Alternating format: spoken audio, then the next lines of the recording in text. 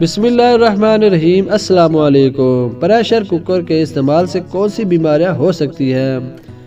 پاکستان بھر میں اکثر خواتین پریشر کوکر میں کھانا بناتی ہیں کیونکہ اس میں گوشت، دال وغیرہ جلدی گل جاتی ہے۔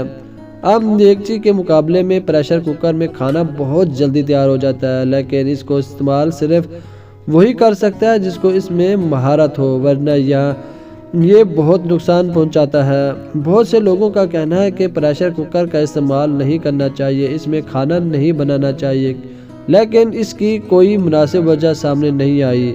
پریشر کوکر کا استعمال نقصان دہ کیوں؟ پریشر کوکر کا استعمال جتنا فائدہ مند ہے اتنا ہی نقصان دہ بھی ہے۔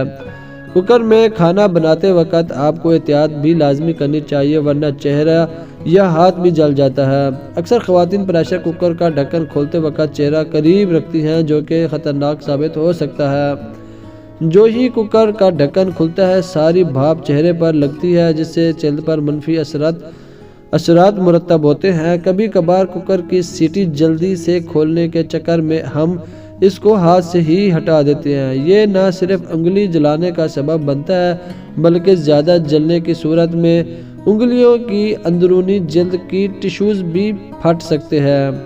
پریشر کوکر کی سیٹی کیوں بجتی ہے؟ اکثر خواتین سوال کرتی ہیں کہ پریشر کوکر کی سیٹی کیوں بجتی ہے۔ اس بات کا جواب خواتین تو ضرور جاننا چاہتی ہوں گی۔ دراصل کوکر کی سیٹی اس لیے نہیں بجتی کہ کھانا بن گیا ہے، بلکہ یہ سیٹی اس لیے ہوتی ہے کیونکہ کوکر میں لیکوڈ اور گیس آپس میں ایک ساتھ ایک خاص مالیکولر کثافت کے تحت کام کر رہے ہوتے ہیں، اور جو ہی ان کے مالیکولز کی رگڑ ختم ہونے لگتی ہے، کوکر کی سیٹی بج پڑتی ہے۔ پریشر کوکر کے استعمال سے کون سی بیماریاں ہو سکتی ہیں؟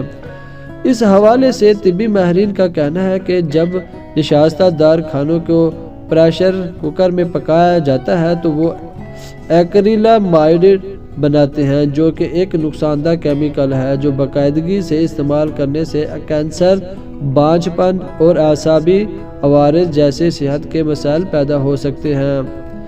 چاول، پاستا اور آلو کو کوکر میں پکانے سے اسٹارچ یعنی نشاستہ اور نقصان دہ کیمیکل ایکریلامائڈ کی پیدائش کا باعث بن سکتا ہے، جو کہ صحت کے لیے نقصان دہ ثابت ہو سکتا ہے۔ دوست، امید کرتا ہوں آپ کو یہ انفارمیشن ویڈیو بہت اچھی لگی ہوگی۔ اگر ویڈیو اچھی لگی ہے تو ویڈیو کو ضرور لائک کریں اور ہمارے چینل کو ضرور سبسکرائب کریں، نوٹیفیکیشن کو بھی آن کر دیں تاکہ ہمارے ہر نئی آنے والی اچھی سے اچھی انفارمیشن ویڈیو کا نوٹیفیکیشن سب سے پہلے آپ تک پہنچے۔ ملتے ہیں کسی نئی اچھی ویڈیو میں، تب تک کے لیے اللہ حافظ۔